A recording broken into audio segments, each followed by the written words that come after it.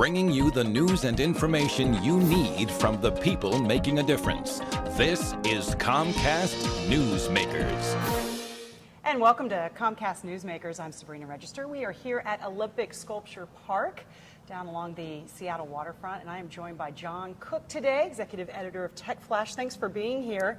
A lot of people know you from the PI, and we want to talk about the media landscape and how much it has changed, just, obviously in the last couple of years, but really even in the last few months. We're just seeing such a seismic shift. Talk, if you will, about what we're seeing. Well, it is a seismic shift, but it actually has been going on for a number of years. I think with the rise of Google and Craigslist, you've seen really the demise of the printed news product throughout this country.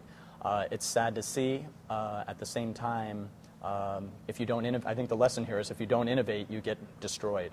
And unfortunately, newspapers were not innovators. And I think that's where we found ourselves right here in 2009.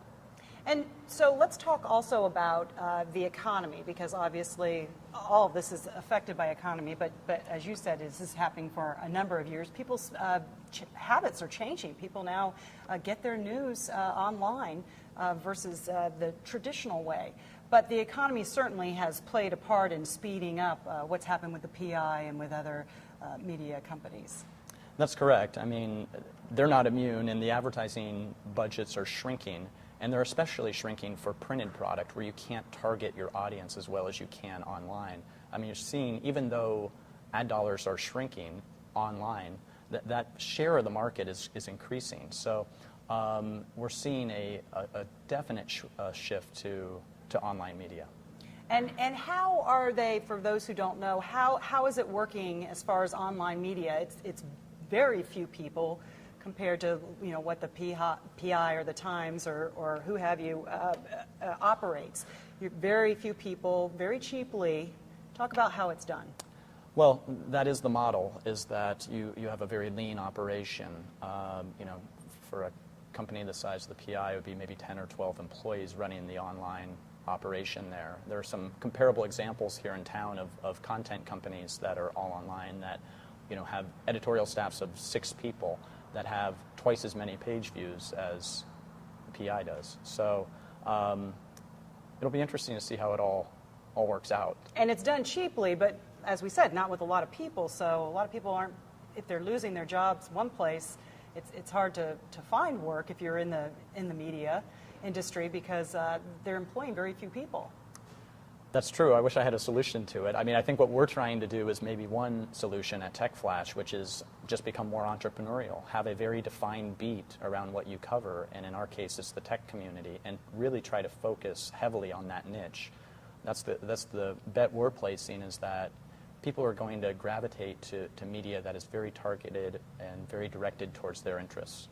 In this downward economy, do you see any bright spots as far as the areas you cover in the tech industry? There are a few. I think there are some startup companies here in town that sell software products or services to other companies that help save them money. In those cases, in this sort of economy, there's been a bit of an uptick in those products. The other area there's been a lot of buzz around is the whole clean tech, green economy.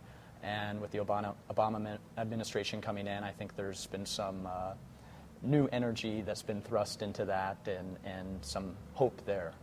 So it's not all doom and gloom, in your opinion, but it's just maybe a different way of doing things.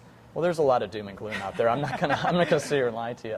I mean, frankly, I'm covering a lot of layoff news and a lot of companies shutting down, and it's really tough out there. It's really tough. But people do become more entrepreneurial and.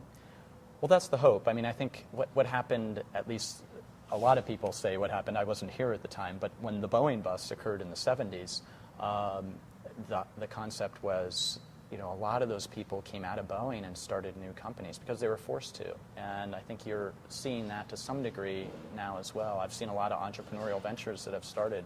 John, we are out of time. Thank you so much. Okay. John Cook, Executive Editor of Tech Flash. Thanks. And thanks for watching Comcast Newsmakers.